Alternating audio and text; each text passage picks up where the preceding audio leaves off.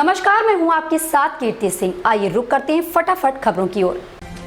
प्रधानमंत्री नरेंद्र मोदी के जन्मदिन पर शुक्रवार को हुए रिकॉर्ड टीकाकरण में कर्नाटक, बिहार, यूपी और मध्य प्रदेश का लगभग आधा योगदान रहा है। सबसे ज्यादा 29.38 लाख लोगों से ज्यादा टीके बिहार में लगाए गए। केंद्रीय स्वास्थ्य मंत्रालय के मुताबिक बिहार के बाद कर्नाटक में रिकॉर्ड 28.90 लाख से अधिक लोगों ने वैक्सीन ली। यूपी बोर्ड की 10वीं और 12वीं की इम्प्रूवमेंट परीक्षाएं आज से शुरू हो रही हैं। जिले में 9 परीक्षा केंद्र बनाए गए हैं, जहां शुक्रवार से शाम तक तैयारियां चलती रही। कहीं डेस्क स्लिप लगाए जा रहे थे, तो कहीं बारिश की वजह से निदेशालय में बने कंट्रोल रूम से कटे केंद्रों की गड़बड़ियां दूर की जा रही थी। उत्तर प्रदेश माध्यमिक शिक्षा परिषद UPMSP द्वारा 18 सितंबर से कक्षा 10वीं और कक्षा 12वीं की सुधार परीक्षा 2 पालियों में आयोजित की जा रही है। पहली पाली सुबह 8 बजे से 10:15 तक और दूसरी पाली दोपहर 2 बजे से शाम 4:15 तक होगी। यानी परीक्षा की अवधि 2 घंटे की होगी। असम की कोकराझार पुलिस ने उल्टापानी इलाके में शुक्रवार देर रात की गई कार्यवाही में नवगठित आतंकी समूह ULB यूनाइटेड लिबरेशन ऑफ बैडोलैंड के एक शिविर का भंडाफोड़ किया है। पुलिस के अनुसार इस समूह पर दबिश डालने के लिए फायरिंग भी की गई। इसमें 2 आतंकियों की मौत हो गई। घटनास्थल पर से 2 पिस्तौल और हथगोले बरामद किए गए हैं। असम पुलिस के विशेष DGP एलेंडो GP सिंह ने इसकी जानकारी दी है। सीमा पार से हो रहे ड्रोन हमलों को अब करारा जवाब मिलेगा। इन हमलों को नेस्तनाबूद करने की जिम्मेदारी जम्मू कश्मीर लाइट इन्फेंट्री की होगी। शनिवार को इस इन्फेंट्री में 460 नए जवानों को शामिल किया गया है। इन जवानों को इस तरीके से प्रशिक्षण दिया गया है जिससे वे हमलों के नए तरीकों का करारा जवाब दे सकें।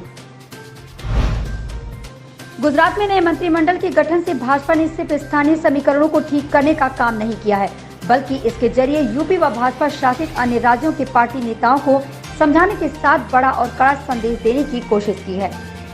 असंतुष्टों को नसीहत भी दी है कि भाजपा में किसी को कभी भी किसी भूमिका के लिए मौका मिल सकता है, लेकिन उसके लिए संयम रखना होगा।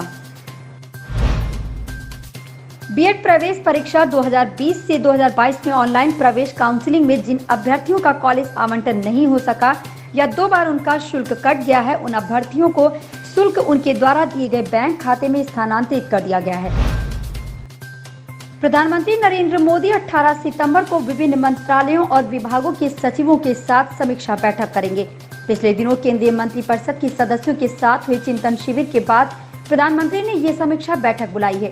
सूत्रों से मिली जानकारी के मुताबिक 18 सितंबर को सचिवों के साथ होने वाली बैठक शाम में होगी। हालांकि बैठक किन मुद्दों पर बुलाई गई है, इस पर अभी तक कोई विस्तृत जानकारी नहीं मिली है।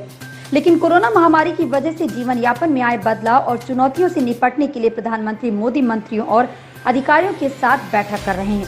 अर्थव्यवस्था में तेजी लाने और कोरोना की तीसरी लहर की आशंका के मद्देनजर तैयारियों का जायजा लिया जाएगा।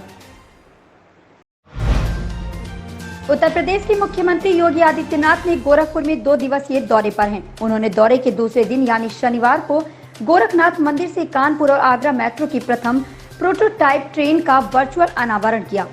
इस दौरान सीएम योगी ने कहा कि देश की सबसे बड़ी आबादी वाले राज्य उत्तर प्रदेश के 4 शहरों लखनऊ, गाजियाबाद, नोएडा और ग्रेटर नोएडा में मेट्रो रेल का सफल संचालन किया जा रहा है।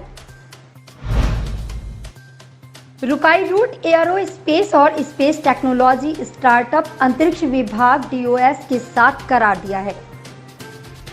इस समझौते के तहत स्टार्टअप कंपनी विभिन्न इसरो भारतीय अंतरिक्ष अनुसंधान संगठन केंद्रों पर कई परीक्षण और एक्सेस सुविधाएं हासिल कर सकती हैं। इसरो और स्टार्टअप कंपनी के बीच हुए समझौते के तहत अंतरिक्ष अनुसंधान संगठन ने कंपनी को 3D printed semi cryo engine और अन्य प्रणालियों की परीक्षण और योग्यता के लिए विभिन्न इसरो केंद्रों के इस्तेमाल करने की भी अनुमति दी है, जहां कंपनी को कई परीक्षण और एक्सेस सुविधाएं मिलने की संभावना है। इन खबरों में बस इतना ही। धन्यवाद।